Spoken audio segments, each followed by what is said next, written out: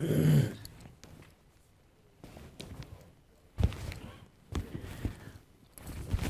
والے محمد صلوات اللهم صل على محمد وآل محمد. اعوذ باللہ من الشیطان الرجیم. بسم اللہ الرحمن الرحیم. الحمد للہ الذي ليس لأوليته ابتداء ولا لأزليته انقضاء وانحصرت الأوصاف عن كنه معرفته وردعت عظمته العقول والذي لا تواري عنه سماء سماء ولا أرض أرضا. ثم الصلاة والسلام والتحية والإكرام على سيد البطحاء سيد المرسلين والأنبياء أبي القاسم محمد المصطفى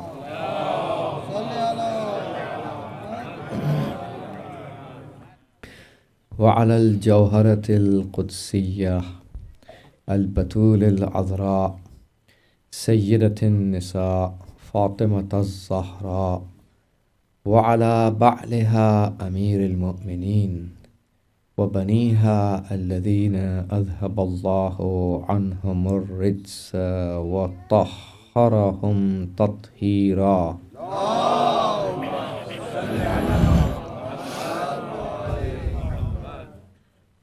لا سيما على بقية الله وحجته الكبرى الذي بيمنه رزق الورى وبوجوده ثبتت الأرض والسماء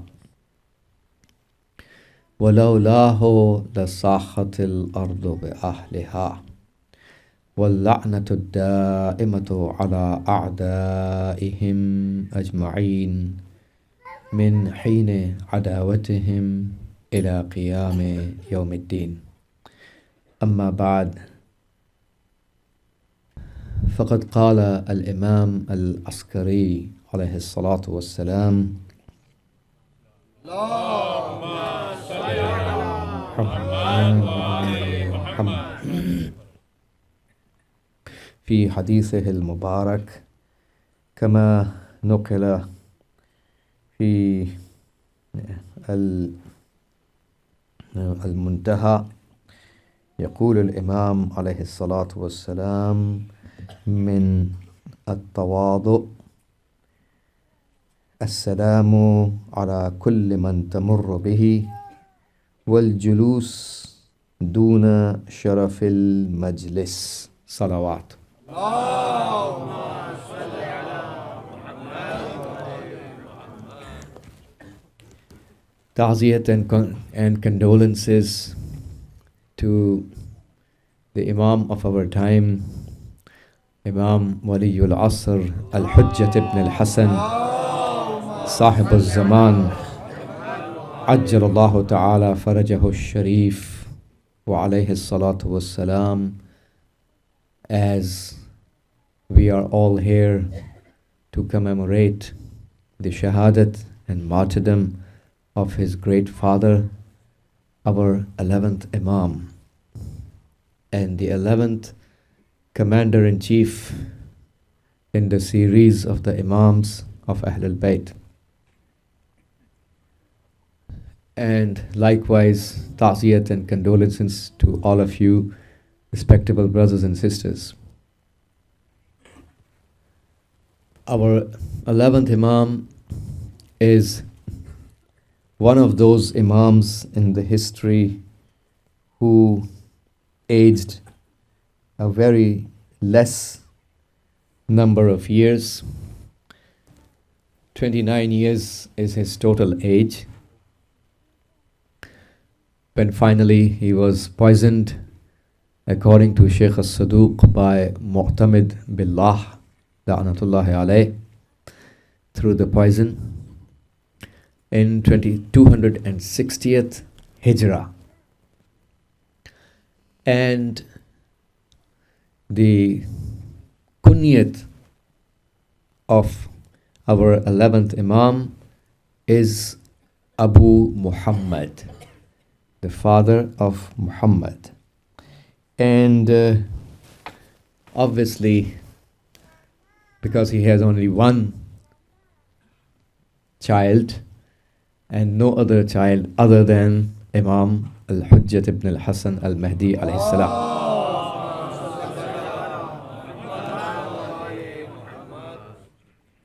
And his alqab and titles, as he's known in the history, is Az-Zaki, means the pure and the clean, and Ibn al-Rida, the son of Imam al-Rida alayhi salam.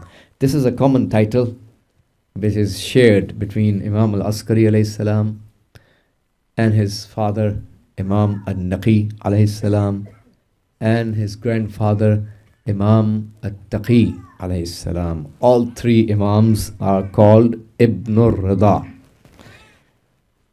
So this is another laqab of our 11th Imam, and the most famous one is what we know commonly as Al-Askari.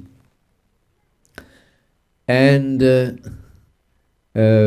he is his mothers of all the prophets and all the awsiya, their deputies, and the imams, all of them are tayyibat and tahirat and siddiqat.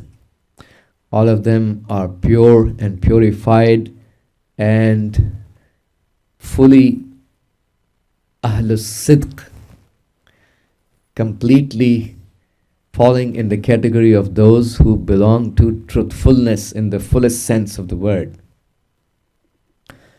And the name of Imam Askari's mother is Hudais or Sulail. Both are her names mentioned in the history. And the word Sulail in Arabic means the one who is extracted out. And we have hadith from Imam al-Naqi al-Hadi alayhi salam, where he says about his wife Sulail that she has been extracted out of every afat and every najasat. So she's purified and clean from every sort of najasat and uncleanliness and anything which is unholy, which doesn't keep the person's spirituality and holiness and taharat, in other words. So this is the highness of his mother. We have hadith for the mothers of all the imams about their greatness and highness. And we don't believe like some other sects of Islam who say that the father or the mother of this prophet or that prophet was a sinner. We are not one of those sects of Islam. And we, the followers of Ahlul Bayt alayhimus salam, believe that the mothers and fathers of all the prophets were not the ones who ever did the sins. And they were all purified. So and also the writing on the ring of Imam al-Askari alayhi salam. Each of the Imam has a writing on his ring which has been narrated, documented in the history. And the writing which was on the ring of Imam al-Askari alayhi salam is Subhana man lahu maqalidus samawati wal ard. That means that one who has the control of all the keys of heavens and earth is purified. Subhana means I hold him above and beyond all the attributes of makhluqeen, all the attributes of the creatures. Allah subhanahu wa ta'ala does not have any attribute of any creature. He is above and beyond all the attributes of the creatures and all what the people associate as partners with Allah. And every sifatun qabiha, bad and condemned moral attribute. This is what is included in the meaning of the word Subhana. So, Imam Askari alayhi salam's tasbih. I would like to also mention his tasbih. So our youth and even the elders, pay attention to that. The tasbih of our 11th Imam is Subhana man huwa ulu fi uluwihi danin.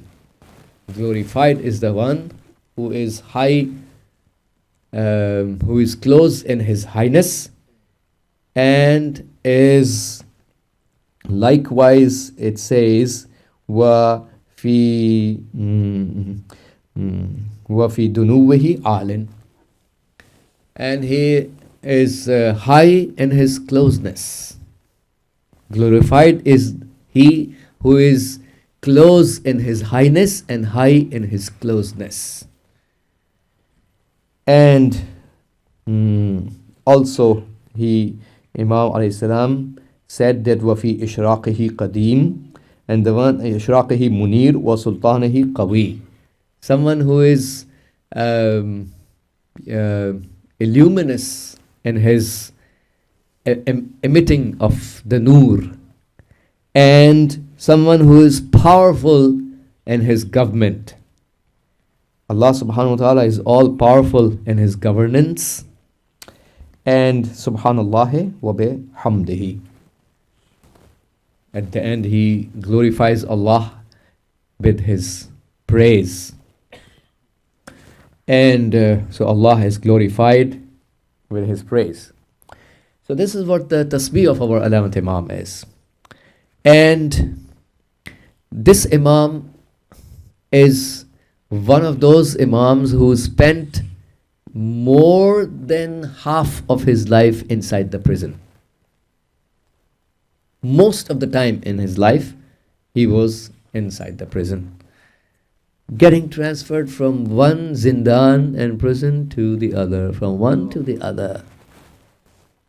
So you look at the history of Imam al-Askari alayhi salam and you find so many narrations about his life is about inside of the prison. What happened to him inside of the prison? Well, it makes perfect sense, because when most of the life of a human is spent inside the prison, this is what the narrations will be about. The stories that happened inside the prison, because that's where he spent most of his life. Which is another thing that we as followers of Ahlul Bayt should ponder, should think about that. Why was that happening to our Imams? Muhaddis Qummi says that Imam al-Naqi alayhi salam, his father,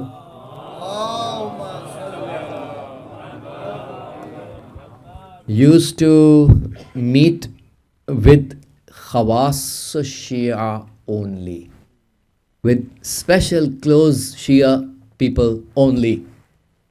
With most of the followers, Imam al-Naqi alayhi salam did not used to meet. That means he was hiding away from most of his own followers. Please pay attention.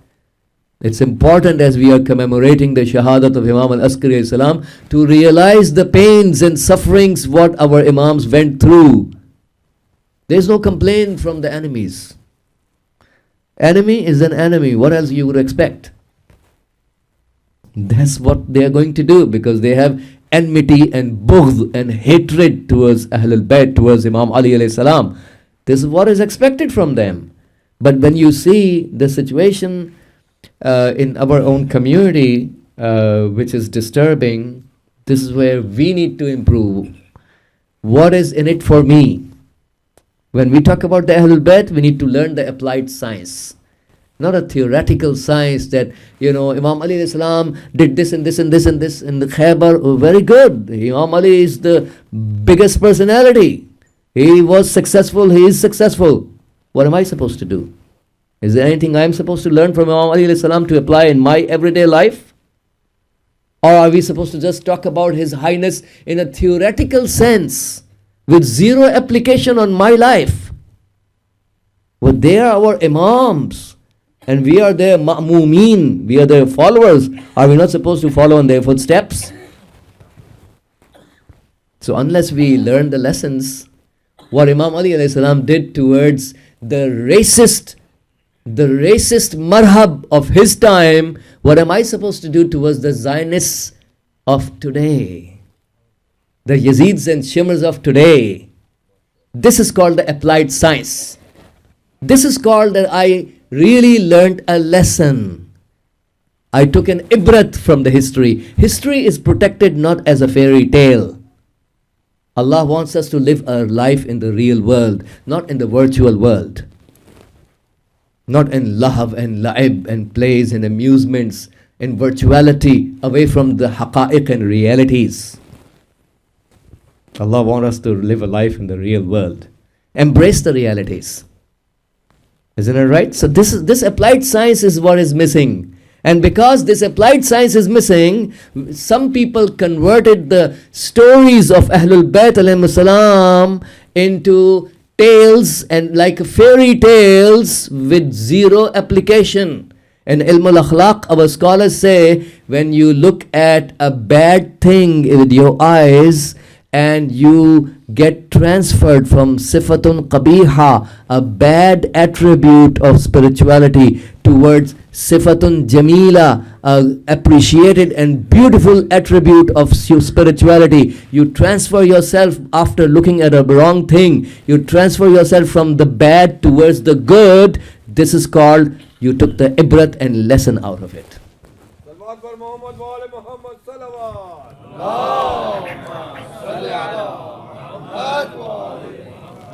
If I don't take a lesson, I look at so many bad things going on, but I continue to have the status quo without any change.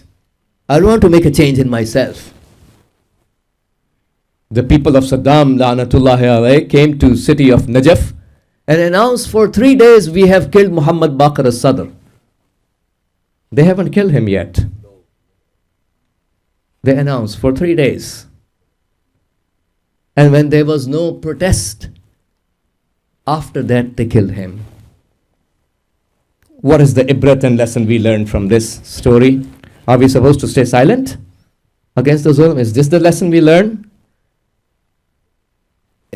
If we don't learn the lesson, then we did not take the ibrat according to Ilm al-Akhlaq. So the stories of Quran and the Sirat of Ahlul Bayt are not kept and protected by our narrators for the sake of a fairy tale description. They are protected and preserved with sacrifices. The narrators of Ahlul Bayt, may Allah give high levels to all of them. They used to bury, in some of the time they used to bury the books of hadith and riwayat beneath the soil of their own houses before stepping out of the house, because their houses were subject to raids from the taghuts, so they can capture those books and destroy and burn. Our history is a history of blood and sacrifices. So let's value these stories that we learn from Ahlul Bayt to apply on our everyday life, because these stories have been transferred through blood and sacrifices into our hands. So Muhaddis Qummi says, coming back to the point I was mentioning, that Imam An-Naqi alayhi salam used to hide himself from most of the Shias and used to meet with Khawas Shia, only the high level close companions of his. And Imam Al-Askari alayhi salam used to talk to his own Shias from behind the curtain. Look at the situation, how much spying was going on against the Ahlul Bayt. Even women spies were also, coming in the house, spying upon Hazrat Narjis Khatun, whether or not she is pregnant with Imam Mahdi alayhi salam or not. Look at the extent of the bad situation. What is happening today is no different, brothers and sisters. History always repeats its own self. characters are changed, the same pattern of behavior of the human. Because most of the people don't learn a lesson. Isn't it right? Because they worship this dunya and the interest of they would have gotten the same dunya they are running after it. They would have gotten the same dunya without selling their faith. Because what is destined to reach you, no power on earth can snatch it away from your hands, because Allah has already written. That's why it's destined to reach you. And what was destined to reach you didn't require you to sell your faith to get it, because Allah already wrote it for you. It's a matter of understanding. Well, some people think they can outsmart Allah subhanahu wa ta'ala. Na'uzubillah. Because of their wrong policy towards Zalimeen, they can protect their dunya and their interests. जालिमीन के पास चले गए और जाके तस्वीरें खिंचवा के ले आए अपने लिविंग रूम में लटकाने के लिए. अपने पोते पोतियों के सामने फख्र कर रहे हैं कि फला जालिम के साथ मैंने फोटो खिंचवाई हुई है. इस्लाम वहीं का वहीं खड़ा है, अपने जाती ताल्लुकात कायम करके आ गए जालिमों के साथ. गए थे किस नाम पे कि हम तो दीन का फायदा करना चाहते हैं. दीन वहीं का वहीं खड़ा है, जाती रवाबित कायम करके वापस आ गए. मुलाज़ा फरमाया आपने, ये हो रहा है इंटेलेक्चुअलिज्म के नाम पे. Some people think they are very intellectuals, self-proclaimed intellectuals, want to take the religion in their control, as if there's zero sacrifice taking place in the history of Shia faith, ignoring all the hundreds of thousands of shuhada. This is called beghairati. This is called pure beghairati. لا دين لمن لا حياء له. قال أمير المؤمنين عليه السلام, someone who does not have haya has no religion, zero religion. Forget about his prayers, his fasting, his nothing. This kind of prayers and fasting deserve to be wrapped up and thrown back at his face. Allah doesn't need your prayers if you are behaya. But this is what some people think they are doing very fine, having establishing relations with the Zalimeen. Please say salawat for the long life of Ayatollah Sistani.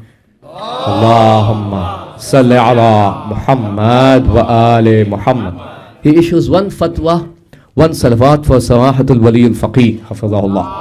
Allahumma salli ala Muhammad wa ali Muhammad. Ayatollah Sistani, hafizahullah, issues one fatwa against these nonsense, stupid ISIS terrorists, and he gives a new life in Iraq. Isn't that right? It's like a new life to the community. This is how our great personalities have been defending Tashayyu and Islam. So we as followers of Ahlul Bayt have a responsibility. We have a role to play to apply the teachings of Ahlul Bayt on our own lives. So now, Imam al-Askari alayhi salam was first into one prison, and Salih ibn Wasif has been commanded by Banu Abbas to be as harsh as he can to Imam al-Askari alayhi salam in the prison. So he says, well, I appointed two of the worst people to torture him inside the prison. And after a while, when he checks back again, he finds that these two people actually converted into very pious individuals in their own personal lives. And these two people were called back by the Taghut, and he, holds an inquiry about what happened with you. And he said, whenever we used to go close to Imam al-Askari alayhi salam in the prison, we saw that Imam Askari is always fasting in the daytime. He is up in the night, busy in the munajat and tilawat and dua and prayers throughout the night. This is the azamat of Imam Askari alayhi salam. And when we get close to him, we are shivering. We are under the haibat and majesty of the Imam, as if we lost the control over our own selves. Our lives, our body, our existence is not in our control. This is called haibat and jalal and majesty.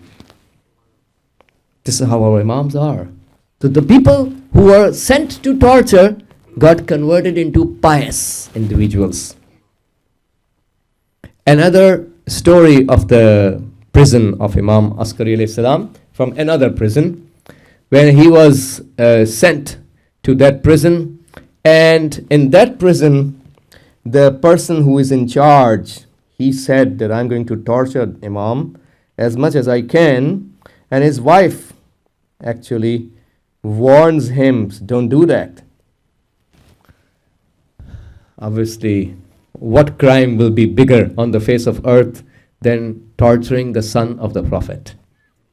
Can there be a crime bigger than that? So, but there were people who get down to that lowliest level. Isn't it right? So now you find that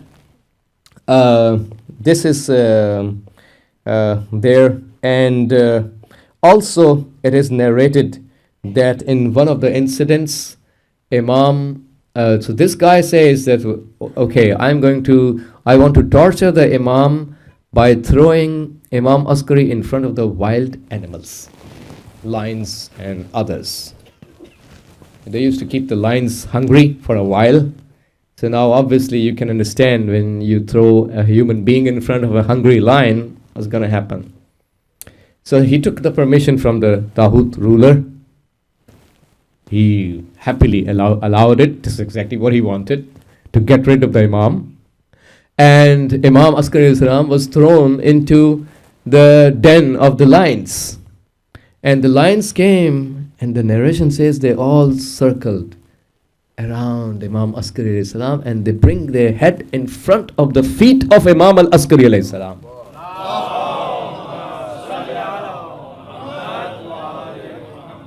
These guys fail to understand who an Imam is. They think an Imam is an individual like us. The animals and the birds and the fishes and the plantations and the everything, nabatat and jamadat and haywanat and malaika and every existence of the universe is 100% subservient to the Imam of the time and his walayat. When we say our Imams have walayatun takwiniyatun mutlaqa, that means every existence listens to the Imam. Every existence obeys the commands of the Imam. Whatever miracle they want to show, they can show anytime, because all the existences are obedient to what they would say.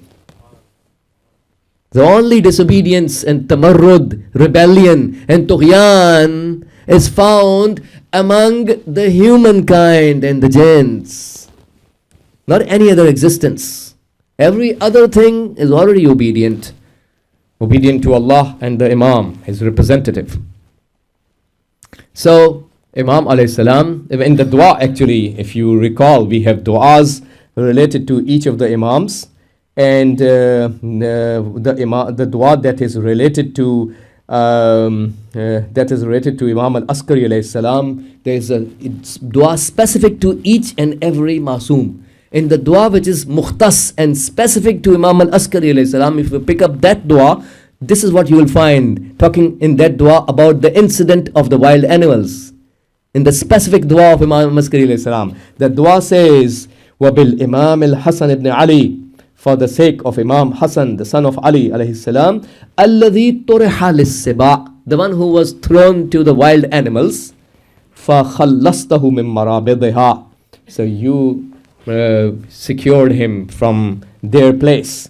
وَامْتُحِنَ بِالدَّوَابِ بِالسِّعَابِ فَزَلَّلْتَ لَهُ مَرَاكِبَهَا, and he was tested through untamable animals, and you found as those untamable animals became modest in front of the Imam.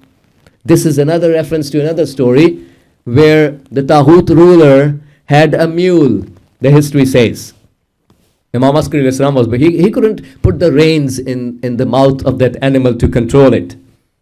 So finally they brought Imam Askari alayhi salam, and he asked Imam Askari to, okay, you ride over this mule.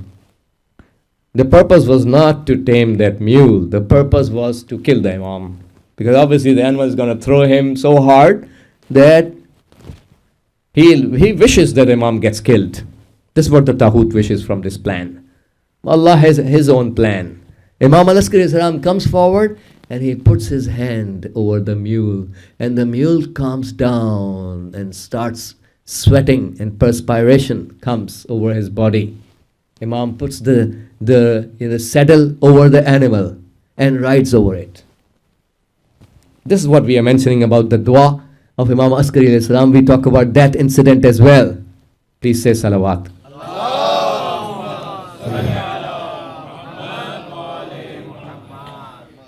In another prison where Imam Askari was sent, now we have a story of that prison. There is a person called Isa. Now he says that Isa ibn Sabih, he says, I was with Imam Askari alayhi salam once in the prison, another prison.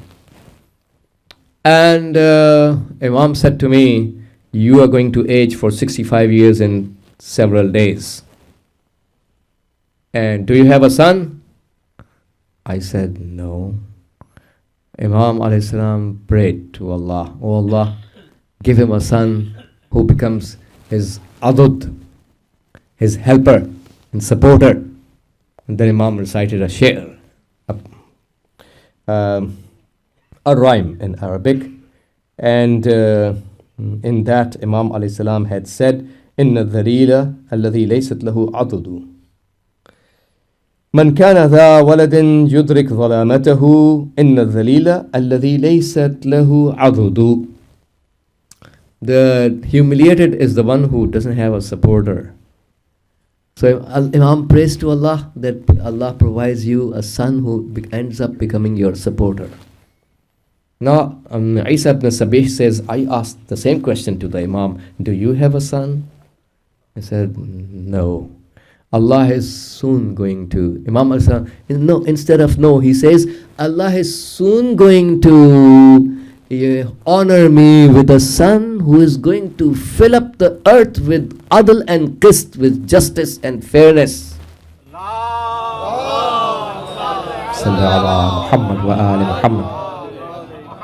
Our scholars say that our Ahlul Bayt, alayhim salam, the Imams of Ahlul Bayt, some of them had izhar and some of them had ikhfa. Some of them were expressed, their personality, their viewpoints, their aspects of their life were given bigger exposure. Whereas some other Imams of Ahlul Bayt, their personality and their life was given lesser exposure. This how is the pattern in the history. Imam Ali alayhi salam was given more exposure. Imam Hassan, lesser exposure after him. Imam Hussain alayhi salam was given very high exposure. Imam Sajjad alayhi salam, lesser exposure. Imam al-Baqir and Imam al-Sadiq alayhi salam were given higher exposure. Then you come Imam al-Kadhim alayhi salam, very less exposure. Then Imam Rida alayhi salam, higher exposure. And after that, usually, so this is the kind of pattern our muhaqqiqeen and research scholars have mentioned.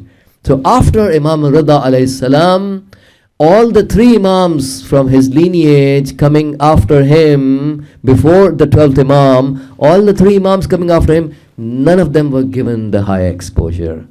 Neither Imam al-Taqi alayhi salam was given a high exposure, nor Imam al-Naqi al-Hadi alayhi salam was given a high exposure, nor Imam al-Askari alayhi salam was given a high exposure. We know very less about their personalities, isn't that right? Very less has been narrated. And it's so obvious to learn why less has been narrated about them, because they were isolated. I just told you minutes ago that Muhaddis Qummi says major portion of his life is inside the prison. Who is going to narrate?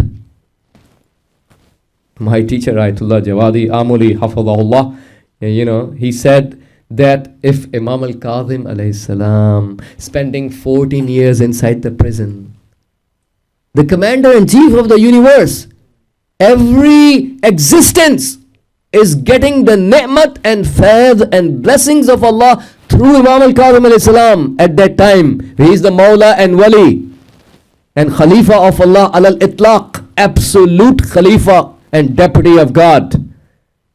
But he is in the prison for 14 years. So my teacher was saying, if Imam al-Kazim alayhi salam was not running a political campaign for the walayat and hukumat and khilafat and government and walayat of Allah, supremacy of the justice of God on the planet, why in the world will Harun Rashid, the Taghut, bother to jail him? Doesn't make any sense. Let's think, let's use our aql. Why in the world a Taghut ruler will bother a person who can grab a tasbih and sit in a corner, subhanallah, subhanallah, subhanallah, I have nothing to do with the society, you can kill 1 million people in Iraq, but I'm okay with it. If you have that kind of behavior, you think the Zalimin would bother to kill this kind of person? Are they silly to waste their time? He's not even a threat. So this is what my teacher was saying. For those of the people who say that religion and politics is separate, my teacher said if Imam al-Kazim was not running a campaign, a political campaign against the Taghut, and for the sake of establishment of the walayat and hukumat and government of justice of Ahlul Bayt, then there is no reason why he would be bothered by the Zalimin and put into jail for 14 years. Why in the world is the Taghut putting Imam al-Askari alayhi salam for most of his life in the jail if Imam Askari is not a threat to the Taghut? So he is doing something which poses a threat to the Taghut. So Taghut finds no other option for his survival and his government's, his illegitimate government survival except to jail the Imam. Isn't that right? So is Imam getting the support from the followers? No. This is what applies to us in our life. So we don't get, so 3 of the Imams after Imam Rida alayhi salam getting lesser exposure. Look at the behavior of the followers. Look at the behavior of the followers. I mean, it's easy for me to make 1,000,000 claims. I am such a nice MOMIN. नहीं मौलाना हमारे यहाँ तो 17 साल से हलीम की मजलिस होती है. हमसे अच्छा तो कोई है ही नहीं. I can make 1,000 claims about myself. That really doesn't matter. How much khidmat and service I am providing for the walayat of Ahlul Bayt, this gives value to my soul and my existence. At least let's be better than the animals. Animals are subservient towards the Imams. Let us be better than them. Let us show a higher level of obedience than the animals. So Imam al-Kazim alayhi salam had to say, end up saying that in Allah ghadaba ala Shia, Allah became angry over the Shia. فَخَيَّرَنِي نَفْسِي أَوْ هُمْ. So he gave me 2 options. Either I save myself or hum, or I save them.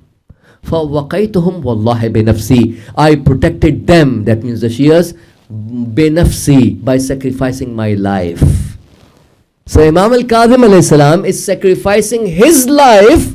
He ends up in all those turmoils and calamities and problems and sufferings and jails and tortures and transferring from one prison to the other so that he can protect the followers, the Shias. Shias are protecting their life, Imam is protecting them. Shias are not protecting the life of the Imam. Except very, very precious few people who are on the straight path. That has been the case. 3 Imams given lesser exposure, and now our research scholar says is the turn for the 12th one. So the policy of Allah has changed.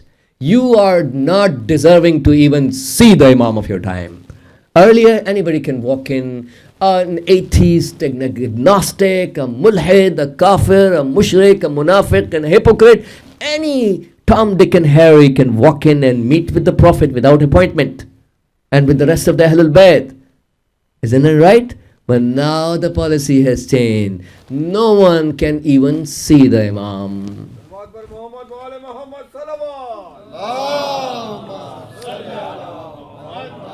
So meeting with the Imam is no longer a right. It's a privilege. Just like they say, getting the driver's license is not the right of a US citizen. It's a privilege that you have to earn it. Isn't that right? So now meeting with the Imam of your time is not a right for a believer. It's a privilege. Only those who are precious and have the ma'rifat and in-depth recognition have that privilege because they have earned it. Enough is enough. Our bad behaviors accommodated 11 imams to be slaughtered. That means in the real sense, Rasulullah was slaughtered 11 times by the Ummah. Because they're all part of one Nur, isn't that right? So actually Rasulullah was killed 11 times. This is how those who claim to be the followers did towards the imams. What am I going to claim about this MOMIN being slaughtered, that MOMIN? Well, obviously with due respect to them, but we have even bigger crimes than what is taking place today. Bigger crimes than these have been left without the revenge. Can there be a crime bigger than slaughtering Imam Hussain alayhi salam? How many people are there to take revenge for that? People were busy in prayers and fasting, isn't it right? You never find in the history of Kufa the woman came out without hijab. No. We never find in any narration कि कूफे की औरतों ने हिजाब करना छोड़ दिया था, नमाजें पढ़ना छोड़ दी थी, इसलिए हम लानत भेज रहे हैं उनके ऊपर. नहीं. You never find that. No one came out without hijab in Kufa. They all used to wear hijab, they used to pray, they used to fast in Ramadan, they used to go for Hajj. Why are we sending lanat on them when they used to pray and fast and Hajj and khums and hijab and all that? Why are we sending lanat? What was the aspect that is missing? What is missing is the walayat, the hukumat, the political duties towards the imam and the wali. That is missing. Everything else is there. Is that going to benefit them? Who cares about if they think we are religious just because we are praying? Even Khawarij were praying. Everybody, all these nonsense Al-Qaeda, nonsense Taliban people, these stupid ISIS people, do you think they stop praying? Recently, Iraqi army killed one terrorist of ISIS, and after him getting killed, he had a mobile phone. So after killing this terrorist, they turned on the mobile phone. They found there was a video this guy made for himself moments ago before getting killed. He made a video of himself. What was he doing? He was slaughtering a baby. And he made a video of himself slaughtering a baby. That type of people we are dealing with. And who trained them in 2012 in Jordan?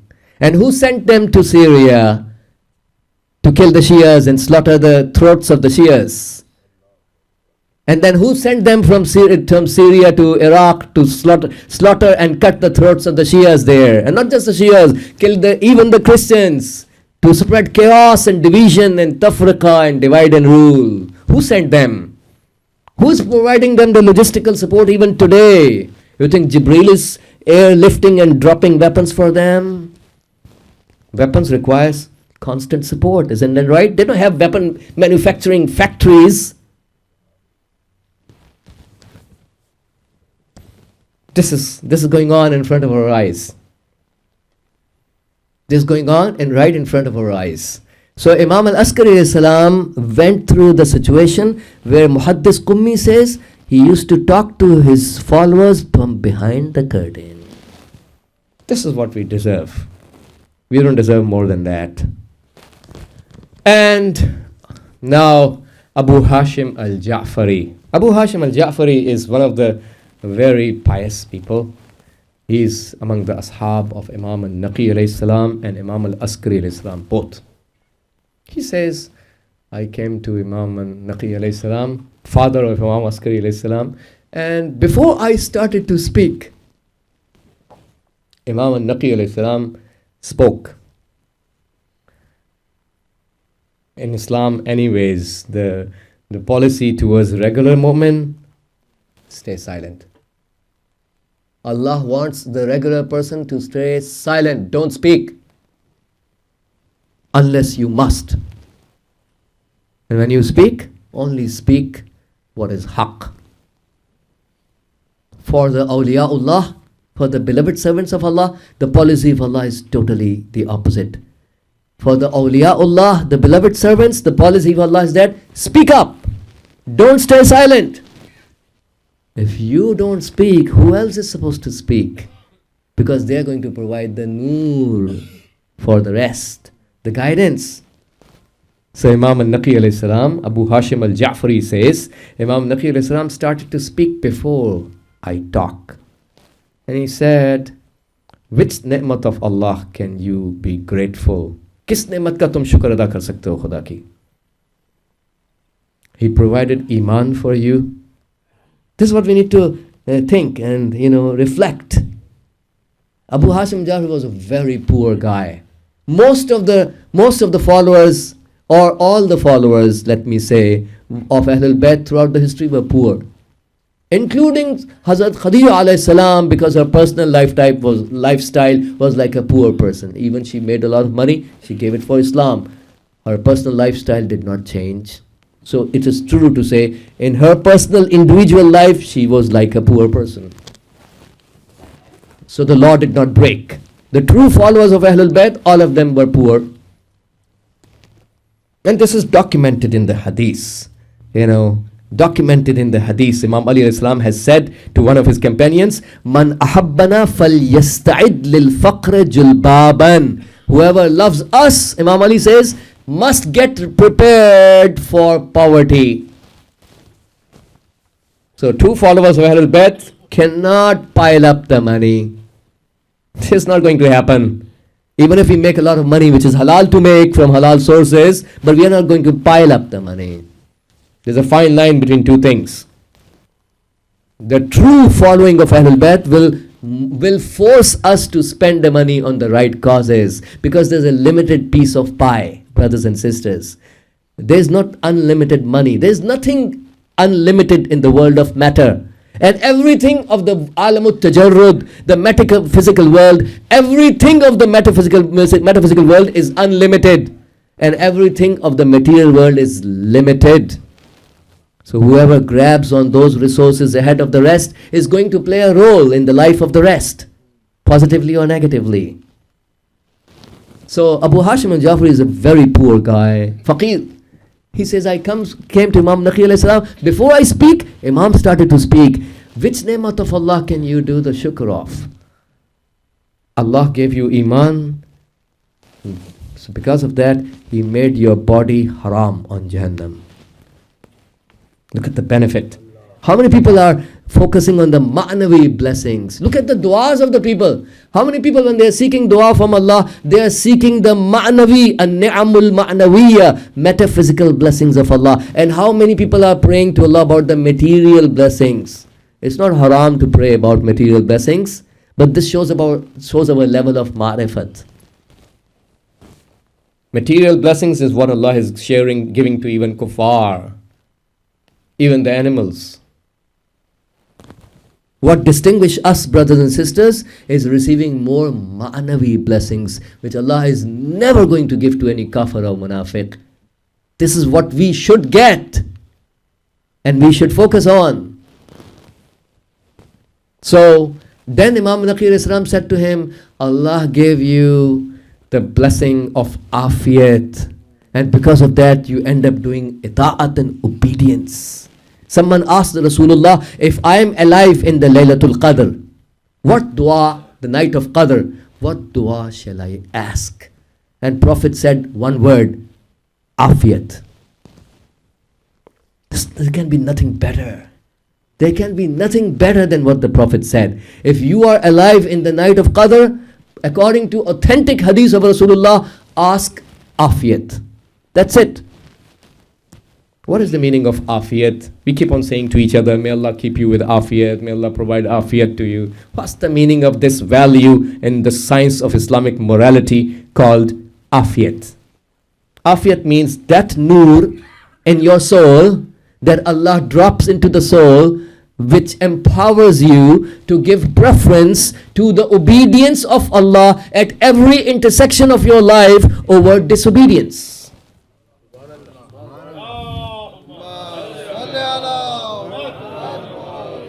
So Imam Naqi alayhi salam said to him, that Allah provided afiyat to you, and because of that, you end up doing ita'at of Allah. And the third thing the Imam mentioned, Allah provided you qana'at, considering less to be sufficient. This is called qana'at, considering the less to be enough, not going for more and more and more, and we end up in becoming greedy, and greed never ends. So Allah provided you qana'at, and because of that, He protected your dignity. فَلَنُحْيِيَنَّهُ حَيَاةً طَيِّبَةً. Quran says, we are certainly going to give him hayatan tayyiba, pure life. And this is interpreted in the hadith of Ahlul Bayt. The pure life, hayatan tayyiba, means qana'at. Anyone who has been given qana'at, he has hayatun tayyiba, pure life. Truly, that's correct. So, this is the dua of the Holy Prophet, brothers and sisters, narrated by Sheikh al-Saduq in his book, in Kitab al-Tahdhib, one of our 4 mother books of hadith. Kitab al-Tahdhib, Kitab al-Istibsar fi makhtalafa min al-akhbar, and al-Kafi, and Man la yahduruhu al-faqih. These are our 4 books of hadith. So Kitab al-Tahdhib is one of the 4 mother books. This belongs to Sheikh Saduq, and in that he narrates authentically. It's a riwayatun sahiha, the best category of hadith, where a prophet has said, he has prayed to Allah, Allahumma arzuq Muhammadan wa ala Muhammadin sallallahu alayhi wa alihi wasallam wa man ahabba Muhammadan wa ala Muhammadin al-ifafa wal-kafaf. Authentic dua, sahiha narration from Kitab al-Tahzib, mother book of hadith. Prophet had prayed, it's a done deal, his dua is already mustajab, no ifs and buts. Prophet had already prayed to Allah, and Allah already accepted. The dua of the Prophet says, "O my Lord, give to Muhammad and Ali Muhammad and waman ahabba Muhammadan wa ala," whoever loves Muhammad and Ali Muhammad, al-ifafa wal-kafaf. Iffat, chastity, wal-kafaf. That much money and wealth which suffices your needs. That means not more than that. And then Prophet also prayed to Allah, وَارْزُقْ مَنْ أَبْغَضَ مُحَمَّدًا وَآلَ مُحَمَّدٍ كَثْرَةَ الْمَالِ وَالْوَلَادِ. And give those who hate Muhammad and Ali Muhammad abundance of children and wealth. So the enemies of Prophet and Ahlul Bayt will continue to be in majority, will have more money. Alhamdulillah upon that. We thank Allah on this policy. It's the dua of Rasulullah. That's how it should be. We should stop focusing on, defending Islam through through those lines. We should focus on following the leadership with unity. Let's go for Islamic solutions of the situation. There are some people who are trying to make their own policies, despite the fact they are pre-existing policies of Rasulullah and Quran and Ahlul Bayt about how to deal with the situations. You think that by increasing your number you're going to succeed? Prophet did not know that policy. He would have not prayed if if that was the policy that was required for the success of Islamic Ummah. He shouldn't pray. It's narrated sahiha narration from Sheikh Saduq. Prophet should not pray then. Whatever he has prayed and he has ilmul ghaib al-mutlaq, then this is exactly the truth. This is the only way for our success as Islamic Ummah. How many people realize that? So, coming back to the point that I mentioned, so he is now guiding Abu Hashim al-Ja'fari like that. So, Imam alayhi salam didn't want him to end up saying something which is, any shikayat, any complaint against God, because, when you are poor, some people may end up doing complaint against Allah and His decisions. Why is Allah doing that to me? مولانا میں تو مجلس میں بھی آتا ہوں, میں تو نماز میں بھی شرکت کرتا ہوں باقاعدگی کے ساتھ, میں تو تبرک بھی بانٹتا ہوں, میری نوکری چھوٹ گئی, مجھے تو نوکری نہیں مل رہی. اچھا ہوا نہیں مل رہی نوکری مل جاتی تو شاید مجلس میں بھی آنا چھوڑ دیتے, شاید نماز میں بھی آنا چھوڑ دیتے. صحیح کیا ہے خدا نے, نہیں ملنی چاہیے. شکر ادا کریں ہر حال میں, جو آپ کے ساتھ خدا کر رہا ہے قضاء و قدر پہ راضی رہیں, صحیح کر رہا ہے. آپ کی روحانی کیفیت کے مطابق یہی ہونا چاہیے تھا آپ کے ساتھ دوست نے کیا, کیونکہ خدا عادل ہے. شکر ادا کریں خدا کا. آپ کا ایمان کہاں چلا جاتا اگر آپ کو پیسے مل جاتے, یہ بھی تو سوچا آپ نے. How many people think on those lines? And people end up having shakwa. We have in ilm al-akhlaq, they say shikayat and shakwa and complain is of two types. Shakwa Allah and a shakwa ilallah. There's a fine line between two things. Shakwa Allah is complaining against God. Shakwa ilallah, complaining towards Allah. If we complain against God, that's the attribute of kuffar and munafiqeen, not the mu'mineen. Shakwa ilallah, complaining towards Allah, is the sign of a mu'min. This is what the Prophet and Ahlul Bayt used to do. Complaining towards Allah, not against him and his decisions. میرے ساتھ ایسا کیوں ہو رہا ہے مولانا, میں تو اتنا اچھا نیک کام کرتا ہوں, میرے ساتھ کیوں ہو رہا ہے؟ یعنی کیا غلط ہو رہا ہے, یہ کہنا چاہ رہے ہیں آپ؟ خدا غلط کر رہا ہے, یہ کہنا چاہ رہے ہیں آپ؟ You fail to understand the concept of امتحان and test. یہ ہماری معرفت. یہ مجلسوں کے آنے کا فائدہ کیا ہے؟ اہل بیت کے معارف سیکھیں, کانسیپٹس بیان کیے اہل بیت نے. سطحی طور پہ, سرسری طور پہ سیکھنا علم نہیں کہلاتا, گہرائی کے ساتھ سیکھیں. فقہ کا معنی کیا ہے؟ الفہم العمیق, گہرائی کے ساتھ سمجھنا. امام صادق علیہ السلام نے فرمایا لَوَدَدْتُ أَنَّ أَصْحَابِي ضُرِبَتْ رُؤُوسُهُمْ بِالسِّيَاطِ حَتَّى يَتَفَقَّهُوا. میں چاہتا ہوں کہ میرے اصحاب کو, I love that my companions, their heads are hit with slashes, ان کے سروں پہ کوڑے برسائے جائیں, سیات کوڑے, حَتَّى يَتَفَقَّهُوا, so they end up having تفقہ, in depth understanding of the religion. And that's why we say to our brothers and sisters who are running the communities, stop inviting non-ahl, non-qualified, hauza dropouts, those people who are non-qualified. Don't have mercy on your own souls. Stop inviting those who don't deserve to sit over the mimbar of Ahlul Bayt. This is amanat. Enough is enough. We want to educate our youth about the ma'arif and high-level teachings of Quran and Ahlul Bayt. We cannot waste our life. چٹھارے کی خاطر مجلس نہیں ہوتی ہے. مجلس امام حسین اللہ کی عظیم ترین عبادتوں میں سے ایک عبادت ہے. کیونکہ جو کہ ممبر سے سن رہے ہیں, بہت سارے لوگوں کے پاس تو معذرت کے ساتھ کتابیں پڑھنے کا ٹائم ہی نہیں ہے. افسوس کے ساتھ جو کچھ ممبر سے انہوں نے سنا, بس یہی ان کا کل مبلغ علم ہے. معلوم آپ جیسے لوگ ممبر پہ آ رہے ہیں وہ کچھ ہم سیکھیں گے. So this is why you find the disinformations being spread are the reason why the concepts are upside down. So now you find, despite the fact we have 11 imams getting shaheed, how many people are prepared for the 12th one? He ends up going into the ghaibat and occultation. Enough is enough until we improve. Until we improve ourselves, we are not entitled to even see him. We cannot even see him because we don't deserve it. So you find when the final moments of Imam al-Askari alayhi salam was there, he's just 29 years old. When Imam al-Askari was born, his father Imam al-Naqi alayhi salam was 16 years old, 1-6. Look at the zulm on Ahlul Bayt. How young they were killed, how young.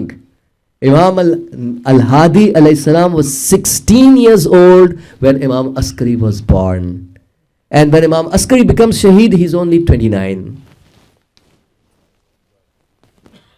How much hardships they went through. And we are complaining about what's happening to me, ignoring what happened to Ahlul Bayt. So now you find Imam Askari Islam's final moments. He's poisoned By whom? Mu'tamid billah, la'natullahi alayh. According to Sheikh Saduq, it's him poisoning the Imam. Imam alayhi salam, all the Ahlul Bayt are poisoned or killed by the sword. Ma minna illa maqtoolun aw masmoom. Imam Sadiq alayhi salam says, there is no one amongst us except that he is poisoned or killed. But in the final moments of our 11th Imam's life, we find that Imam Al-Mahdi alayhi salam was a child, 5.5 years old approximately. He was there. His son, his only son, is there. His family members are there inside the house. When Imam Askari alayhi salam passes away, Imam Mahdi alayhi salam, 5-year-old boy, is the one who provides the ghusl for the Imam, his father. He provides the hunut and kafan for his father. And when the janazah is prepared, janazah is lying outside of the house, and bunch of ashab and followers are also present. They are waiting for the janazah to be started. Ja'far, the uncle of Imam, Ja'far, who was called Ja'far al-Kadhab, and later on, the history says he used to be called Ja'far al-Tawwab. He comes out to recite the Salatul Mayyit. نماز میت پڑھنے کے لیے آئے.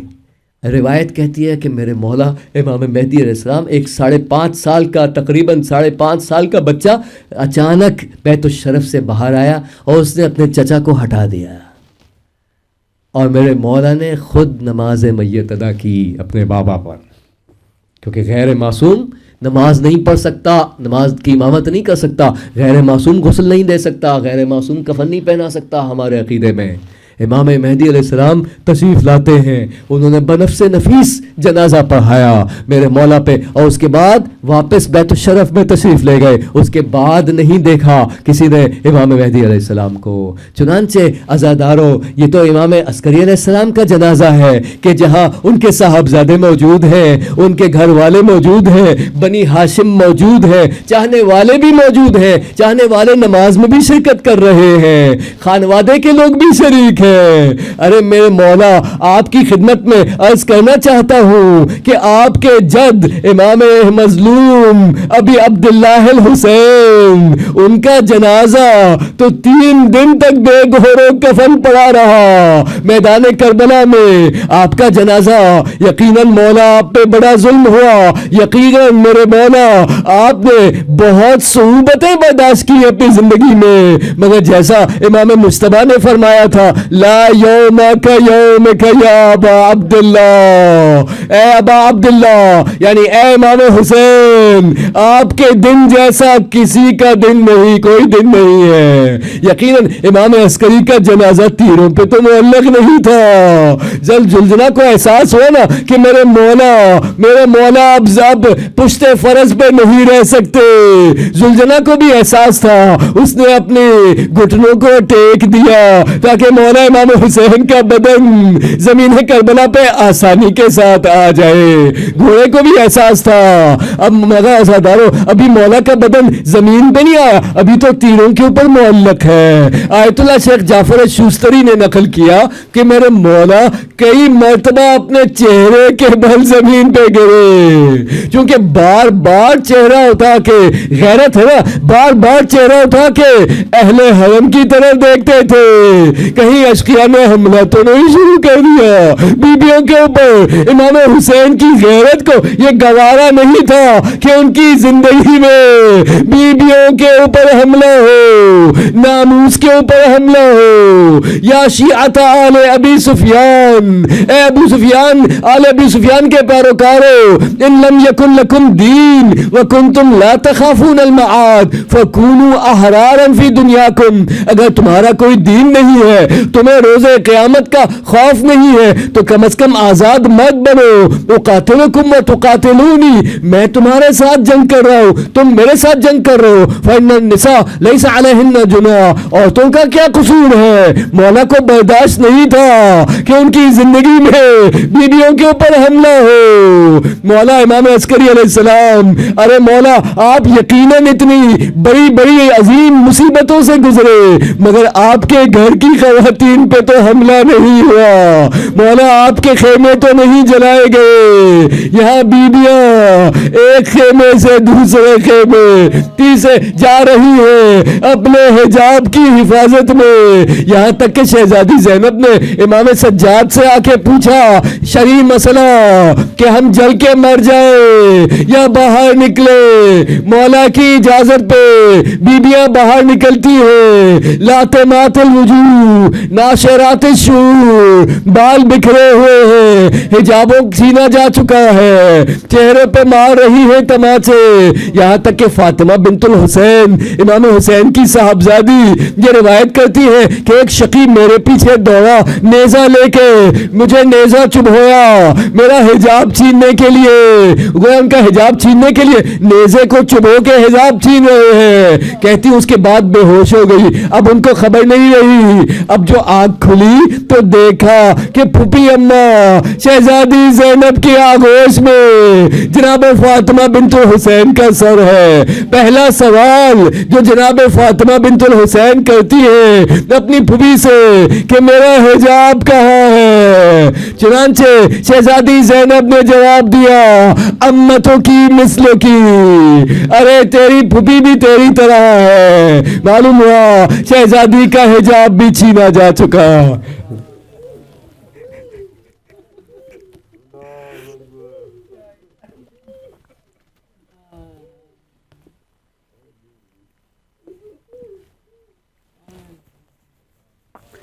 ألا لعنة الله على القوم الظالمين وسيعلم الذين ظلموا أي منقلب ينقلبون إنا لله وإنا إليه راجعون.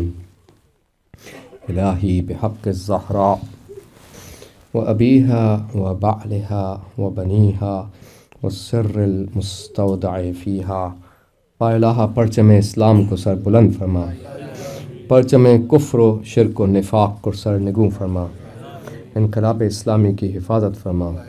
تمام علماء ربانیین, تمام مراجع کرام, بالخصوص رہبر انقلاب کا سایہ ہمارے سروں پہ برقرار رکھ.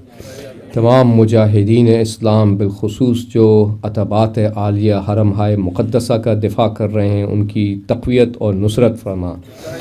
تمام مومنین جو زندان ہائے ظلم میں ہیں بالخصوص آیت اللہ شیخ نمر, ان کو جلد سے جلد رہا فرما. تمام مومنین جو بیمار ہیں ان کو شفائے کامل و عاجل عنایت فرما. تمام مومنین جن کی حاجات ہیں ان کی حاجات شرعیہ کو بڑھلا. تمام مومنین کو وظائف شرعیہ پر عمل کرنے کی توفیق عنایت فرما. تمام مومنین کی جان و مال و آبرو کی حفاظت فرما. تمام عزاداران امام مظلوم جہاں کہیں بھی ہیں ان کی جان و مال و آبرو کی حفاظت فرما. جو بانیان مجلس ہیں ان کے مرحومین کی مغفرت فرما. جو بانیان مجلس ہیں ان کی مشروع حاجات کو پورا فرما. خدایا ہمیں اس وقت تک اس دنیا سے نہ اٹھا جب تک امام زمانہ ہم سے راضی نہ ہو جائے. ان کے ظہور میں تعجیل فرما. ہم سب کو ان کے انصار و اشیاء میں قرار دے. ربنا تقبل منا انك انت السمیع العلیم بجاہ محمد و آلہ الطاہرین. یا حسین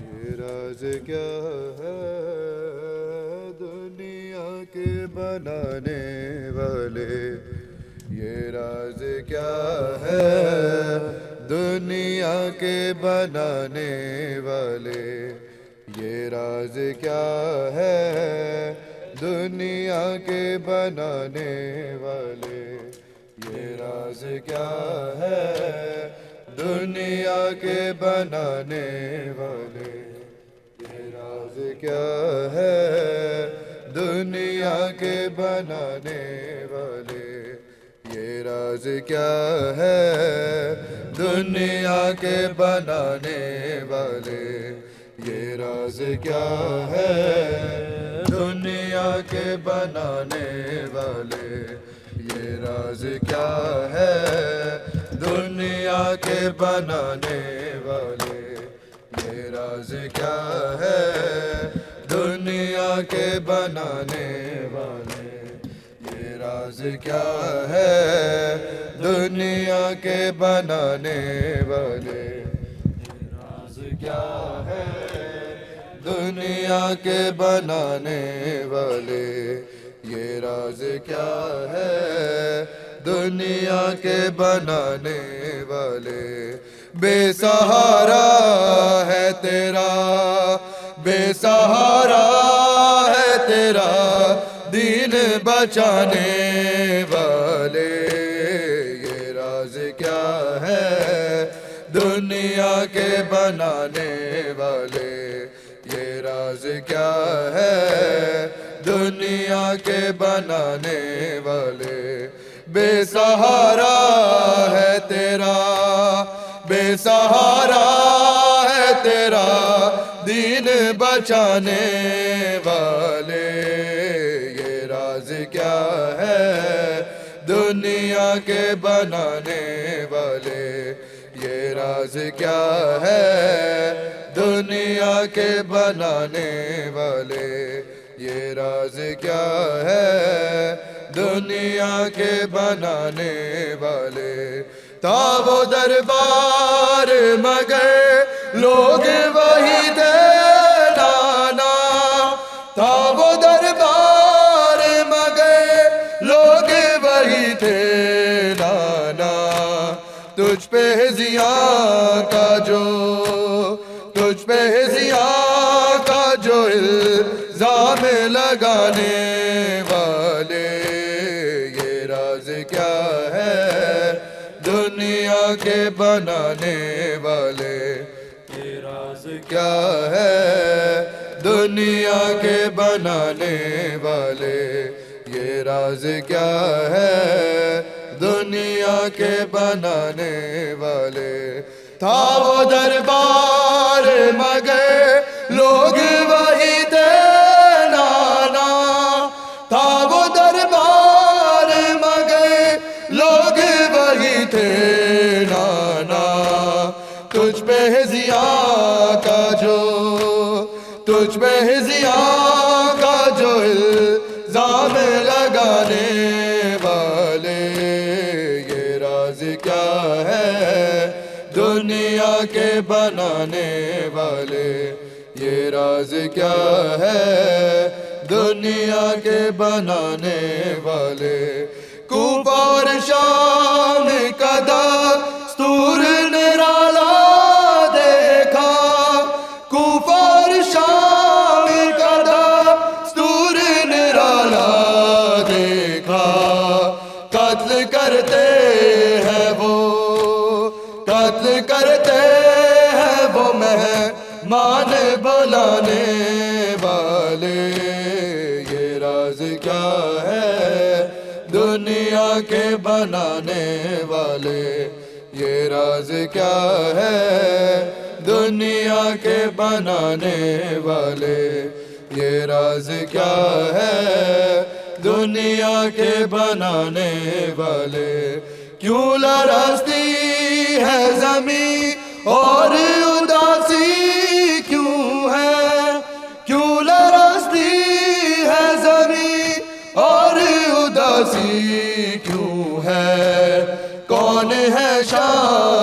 کے کون ہے شام کے بازار میں آنے والے؟ یہ راز کیا ہے دنیا کے بنانے والے؟ یہ راز کیا ہے دنیا کے بنانے والے؟ یہ راز کیا ہے دنیا کے بنانے والے؟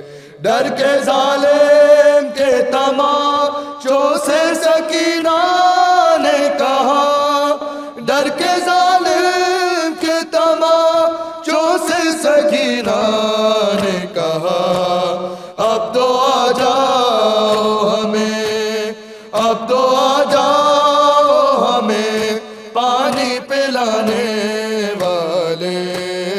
یہ راز کیا ہے دنیا کے بنانے والے؟ یا حسین یا حسین یا حسین یا حسین یا حسین یا حسین یا حسین یا حسین یا حسین یا حسین یا حسین یا حسین یا حسین حسین جب ردا سر سے چھنی میں صدا دیتی رہی، تو نہ آیا غازی۔ جب ردا سر سے چھنی میں صدا دیتی رہی، تو نہ آیا غازی۔ جب ردا سر سے چھنی میں صدا دیتی رہی، تو نہ آیا غازی۔ جب ردا سر سے چھنی میں صدا دیتی رہی، آل عمران نے کہا اور زندہ نے کہا، یہ بہن قید ہوئی، تو نہ آیا غازی۔ جب ردا سر سے چھنی میں صدا دیتی رہی، آیا غازی۔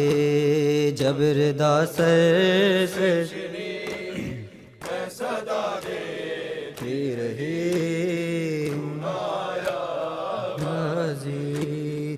ہم کو پانی نہ ملے تیری خوشبو تو رہے، تیرے بازو نہ کٹے چاہے مشکی زچ دے، یہ مگر ہو نہ سکا تیرے بازو ہے جدا۔ مجھ پہ ہے تشنا لبی، تو نہ آیا غازی۔ جب ردا سر سے چھنی میں صدا دیتی رہی، آیا غازی۔ جب ردا سر میں صدا دیتی رہی، تو نہ آیا غازی۔ دھوپ میں تو تھا شجر، تجھ سے آباد تھا گھر، ہے برہنا میرا سر، کیا نہیں تجھ کو خبر؟ اے علمدار وفا، اے علمدار وفا، اس بہن کو باخدا تجھ سے ڈھارستی بڑی، تو نہ آیا غازی۔ جب ردا سر سے چھنی میں صدا دیتی رہی، تو نہ آیا غازی۔ جب ردا سر میں صدا دیتی رہی، آ گئی شام علم، لٹ گئی اہل حرم، ریت پر جلتی ہوئی ہو گیا ٹھنڈا علم پرسہ دینے کے لیے مجھ سے ملنے کے لیے آ گئے بابا علی تو نایا غازی جب ردا سر سے چھنی صدا دیتی رہی تو نایا غازی جب ردا سر صدا دیتی رہی کیا کہوں شعر میرے بے ردا ہم کو لیے یہ مسلمان سارے شہر در شہر گئے خلقت کوفہ کبھی خلقت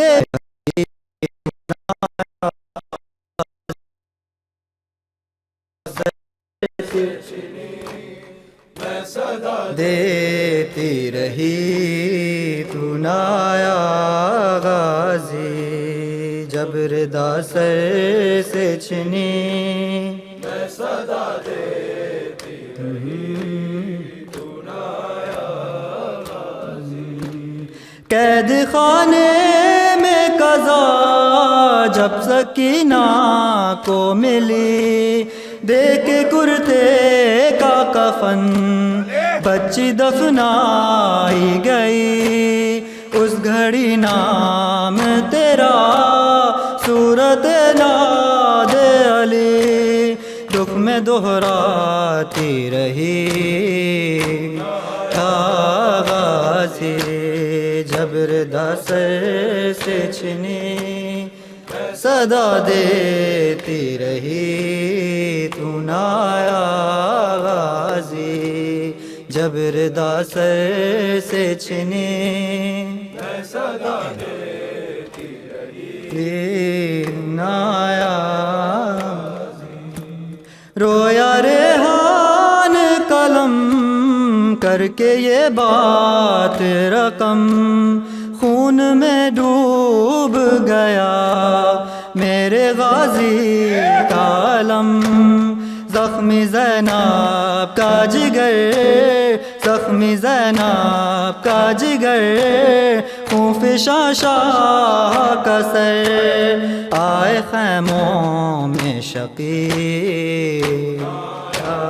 غازی جب ردا سر سے صدا دیتی رہی تو نایا غازی یا حسین یا حسین یا حسین یا حسین یا حسین یا حسین یا حسین ننگا سر بنت پیمبر کا چھپانے کے لیے ننگا سر بنت پیمبر کا چھپانے کے لیے ننگا سر بنت پیمبر کا چھپانے کے لیے ننگا سر بنت پیمبر کا چھپانے کے لیے ننگا سر بنت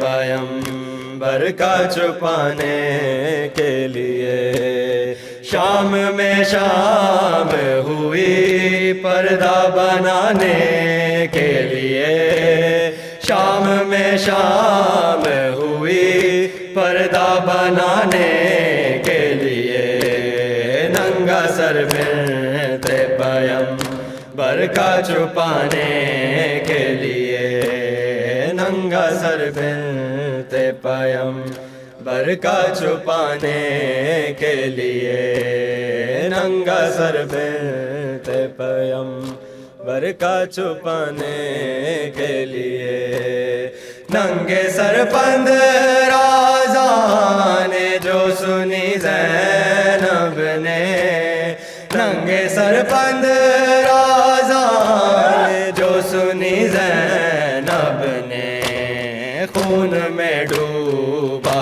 ہوا سجدہ بچانے کے لیے ننگا سر بنت پیغمبر کا چھپانے کے لیے ننگا سر بنت پیغمبر کا چھپانے کے لیے ننگا سر بنت پیغمبر کا چھپانے کے لیے بنت زہرا نے اجڑ کر بھی سنبھالے رکھا بنت زہرا نے اجڑ کر بھی سنبھالے رکھا لہجائے شیر خدا خطبہ سنانے کے لیے ننگا سر بنت پیغمبر کا چھپانے کے لیے ننگا سر بنت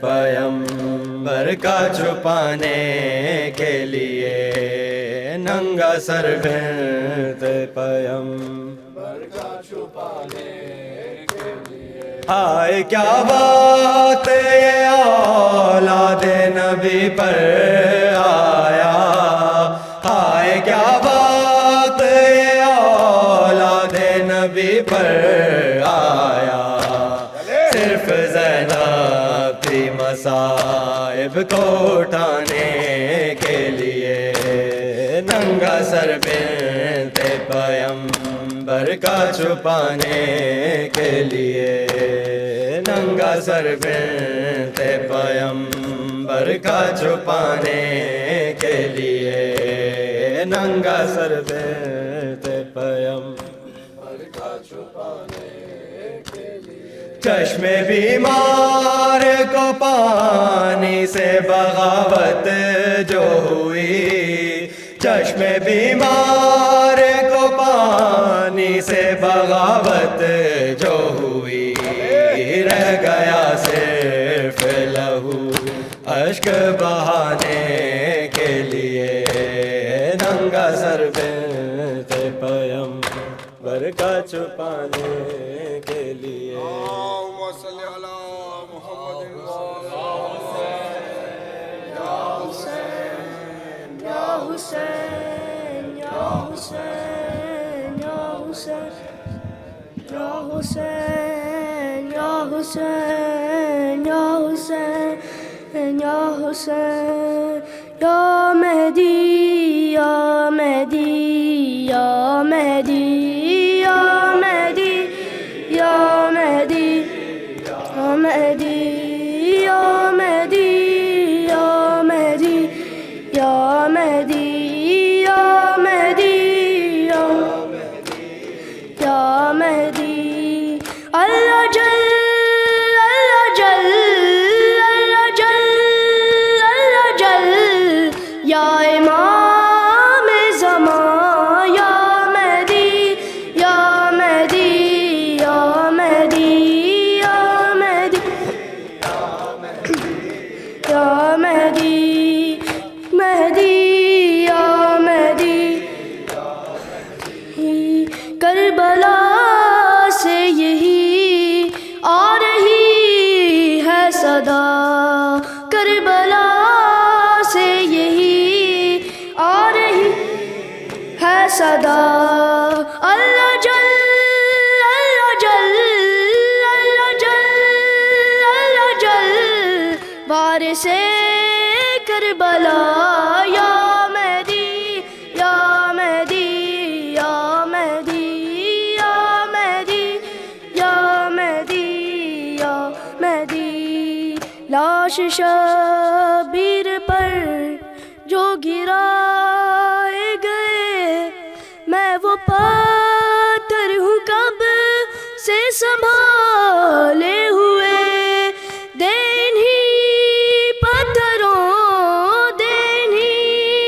پتھروں سے تو ان کو سزا یا مہدی یا مہدی یا مہدی یا مہدی یا مہدی یا مہدی یا مہدی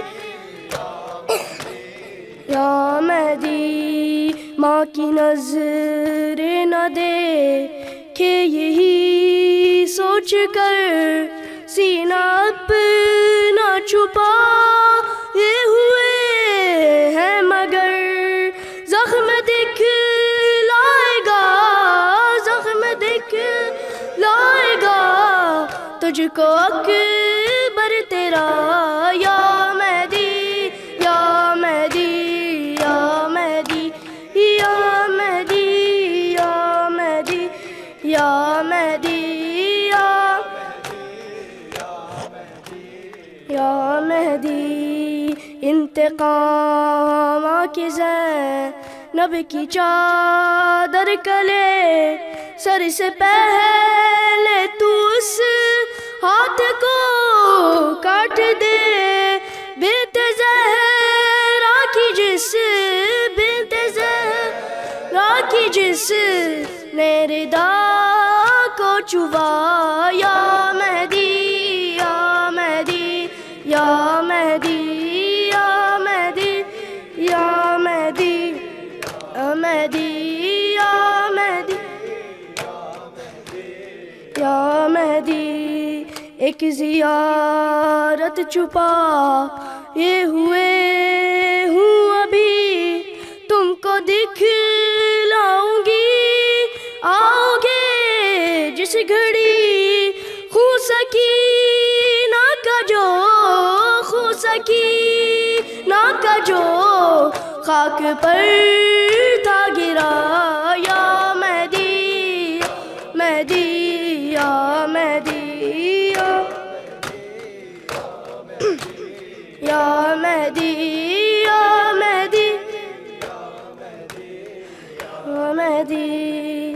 سر جدا تن جدا دونوں بازو جدا، پھر بھی غازی کو ارمان ہے جنگ کا، ہاتھ اٹھائے بنا، ہاتھ اٹھائے بنا دے رہا ہے صدا یا مہدی، یا مہدی، یا مہدی، یا مہدی، یا مہدی، مہدی، یا مہدی، یا مہدی، یا مہدی۔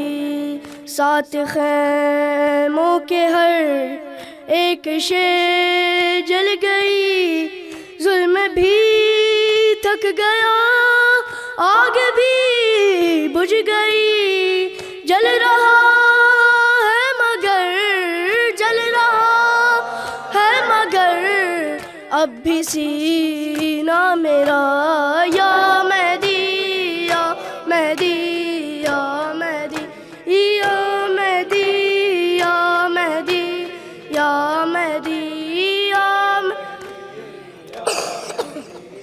یا مہدی۔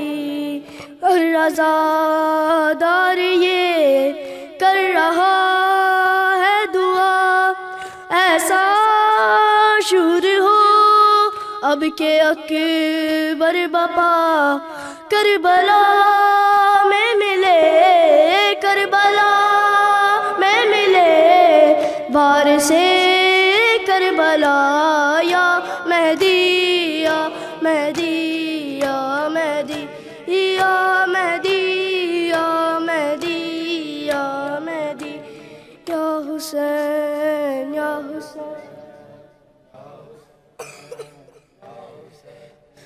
یا حسن، یا حسن، یا حسن، یا حسن، یا حسن، یا حسن، یا حسن ہے حسن، یا حسن عسکری، یا حسن ہے حسن، یا حسن عسکری، یا حسن، یا حسن، یا حسن، یا حسن۔